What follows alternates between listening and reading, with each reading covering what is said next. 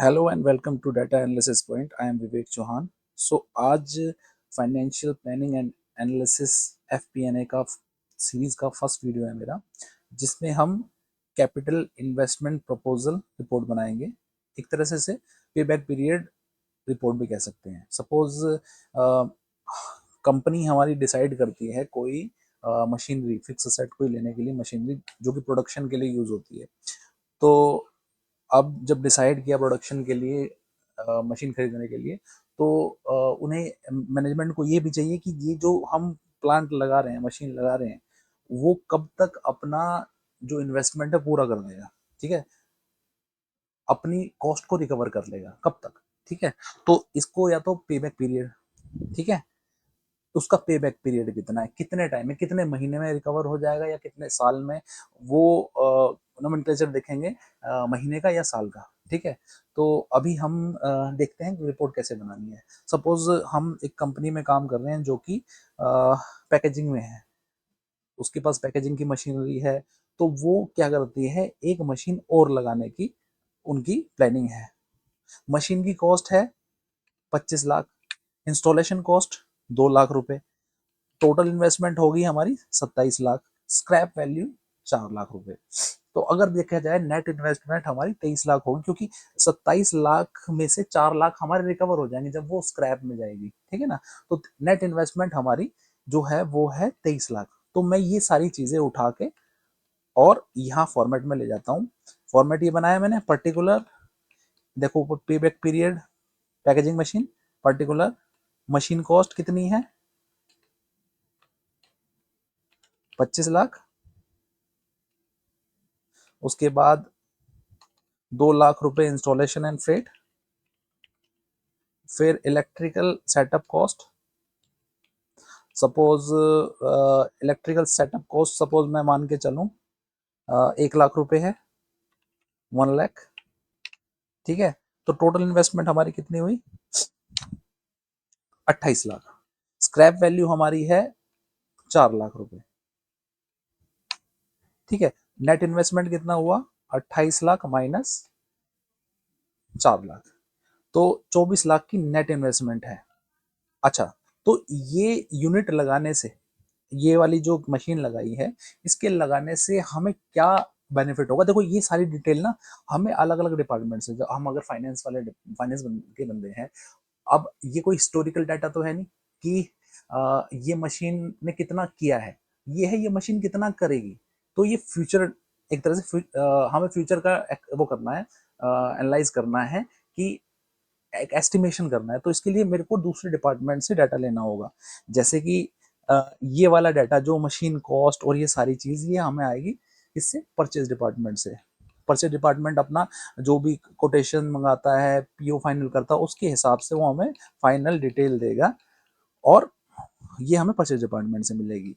फिर production department से हमें मिलेगा additional production capacity unit per month, मतलब कि कितनी यूनिट इस मशीन के लगने से बढ़ जाएंगी पर मंथ।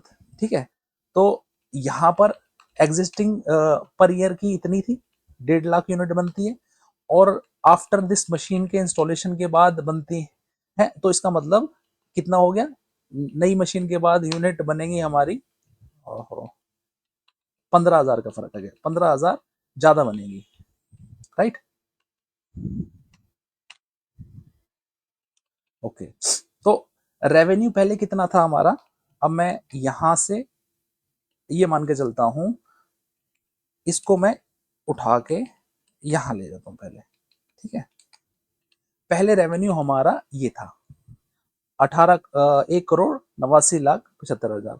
तो पर यूनिट रेवेन्यू कितना था, total revenue divided by existing जो यूनिट्स हैं, 1.5 लाख यूनिट बनती थी, उसमें इतना रेवेन्यू आता था, तो पर यूनिट का रेवेन्यू 126 रुपए था।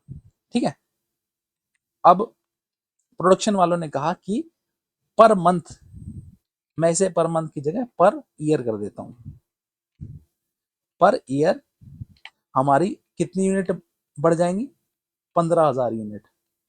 तो मैं यहां पर 15,000 डाल देता हूं। ठीक है, और एडिशनल कंट्रीब्यूशन कितना रहेगा हमारा, कंट्रीब्यूशन नहीं बोलेंगे इसको, एडिशनल रेवेन्यू।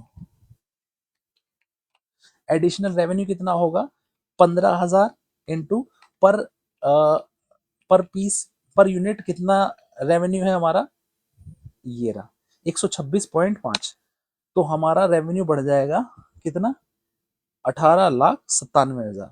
ठीक है, अब ये है हमारा, जब हम हमारा रेवेन्यू बढ़ेगा और क्या बोलते हैं यूनिट बढ़ेंगे, उसकी रॉ मटेरियल की कॉस्ट ये भी प्रोडक्शन डिपार्टमेंट देगा। अगर हमारी 15,000 यूनिट बढ़ती हैं तो उसका 20% 25% रेवेन्यू का हमारा रॉ मटेरियल बढ़ेगा। मान के चलो उन्होंने 20% बोला है, तो रेवेन्यू इंटू 20%, तो 20% का हमारा रॉ मटेरियल लग गया, जो कि बैठता है 3,79,000। ठीक है, अब वो मशीन लगाने से हमारे पास मैन पावर बढ़ती है। हमारे पास सपोज मैन पावर बढ़ रही है, 3 मैन पावर, 3 लेबर बढ़ रहे हैं, और वो जो है 21,000 रुपये पर मंथ के हिसाब से। ठीक है, तो हमारे पास मैन पावर जो हो गई वो हो गई 21,000 इंटू 3, एक महीने में 3 है, इंटू 12। ठीक है, 21,000 के 3 एम्प्लॉय 12 महीने, 7,56,000। एडिशनल इलेक्ट्रिसिटी पावर नीचे मैंने यहां पर दिया है, ये आपको बताएगा कौन, मेंटेनेंस डिपार्टमेंट, कि ये इलेक्ट्रिसिटी, ये वाली यूनिट लगने से, ये मशीन लगने से इलेक्ट्रिसिटी कितनी बढ़ेगी। तो इलेक्ट्रिसिटी यूनिट उन्होंने बताया 7500 यूनिट बढ़ जाएंगी। तो मैं ये मान के चलता हूँ 7500 यूनिट और साल की। ठीक है, और 15 इंटू 12,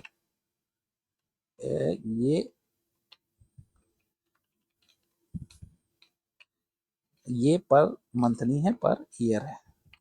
ठीक है, तो 1,12,000 रुपए की इलेक्ट्रिसिटी होगी। मेंटेनेंस कॉस्ट, मेंटेनेंस कॉस्ट का क्या मतलब हुआ, ये है सीएमसी या एएमसी, सीएमसी या एएमसी, एनुअल मेंटेनेंस कॉस्ट। ठीक है, सपोज जो मशीन की कॉस्ट है हमारी वो है 28 लाख। ठीक है, 28 लाख नहीं, बेसिक अमाउंट जो होता है ना, जो मशीन की एक्चुअल कॉस्ट होती है, इंस्टॉलेशन इन्वॉल्व नहीं होगी, जो इनवॉइस होगा मशीन का उस पर डिपेंड करेगा ये। तो एएमसी कॉस्ट सपोज 6% है मशीन की कॉस्ट का, एएमसी 6% ऑफ मशीन की कॉस्ट इंटू 6%। ठीक है, एनुअल 1.5 लाख रुपए। नेट एनुअल बेनिफिट कितना हुआ,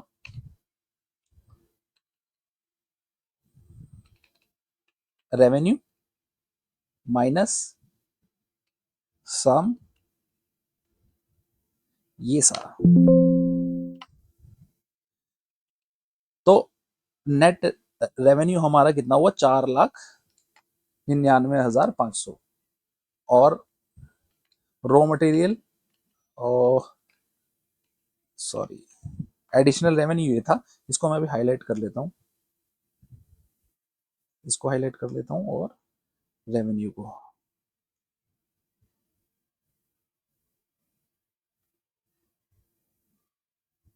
ठीक है। या फिर एक काम कर सकते हैं, टोटल कॉस्ट, टोटल एक्सपेंस, इसको टोटल कर लेते हैं यहां से।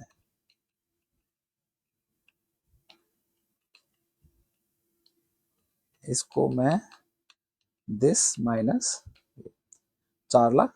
ठीक है, अब क्या हुआ है, टोटल रेवेन्यू, टोटल मशीन की cost divided by annual profit, enter. अब देखो इसका पेबैक पीरियड कितना है इन ईयर्स, यहां पर ईयर्स है, YEAR, 4 साल और 8 महीने, 4.8 है, तो 8 को हम करेंगे मंथ में कन्वर्ट करने के लिए, 0.8 इंटू 12 डिवाइडेड बाई 10, तो 10 महीने हो गए। ठीक है, 4 ईयर एंड 10 मंथ्स। ठीक है, 4 ईयर एंड 10 मंथ्स।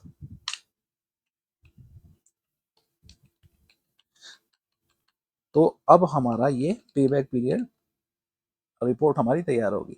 तो अब मेन इसका क्रंच क्या है कि जो डाटा है वो हमें, क्योंकि ये सारा हिस्टोरिकल डाटा नहीं है, फ्यूचरिस्टिक है, उसके लिए हमें अलग अलग डिपार्टमेंट से फीडबैक चाहिए, उसके बाद ही हम इसे बना पाएंगे। जैसे अब दोबारा से रिपीट कर देता हूँ, ये मशीन कॉस्ट ये परचेज डिपार्टमेंट बताएगा, ठीक है, प्रोडक्शन प्रोडक्शन डिपार्टमेंट बताएगा, और कि raw material additional man power ये एचआर डिपार्टमेंट बताएगा, ठीक है। इलेक्ट्रिसिटी और इलेक्ट्रिसिटी जो है ये और एएमसी मेंटेनेंस डिपार्टमेंट बताएगा, ठीक है। और इसको हम थोड़ा कॉस्टिंग से कोरिलेट कर लेंगे हमारे एग्जिस्टिंग डाटा से। जैसे मैन पावर बताई उन्होंने 21,000 रुपये पर पर पर्सन लेबर बताई है, तो एक बार मैं एग्जिस्टिंग भी देख लूंगा हम लेबर को कितना पैसा दे रहे हैं, ठीक है। तो ये ऐसे बनेगा। इसकी रिपोर्ट का नाम है कैपिटल इन्वेस्टमेंट प्रपोजल। मैनेजमेंट को पता चलना चाहिए अगर हम नया एसेट खरीद रहे हैं, नया इक्विपमेंट खरीद रहे हैं, मशीनरी खरीद रहे हैं, तो कितने टाइम में वो मेरी इन्वेस्टमेंट को का जो वैल्यू है उसको रिकवर कर लेगा, ठीक है। तो ये एफपीएनए का फर्स्ट वीडियो है मेरा, और भी वीडियो लेके आऊंगा मैं। अगर अच्छा लगा हो तो प्लीज़ वीडियो को लाइक करो, शेयर करो, और चैनल सब्सक्राइब जरूर करना। Thank you. Channel subscribe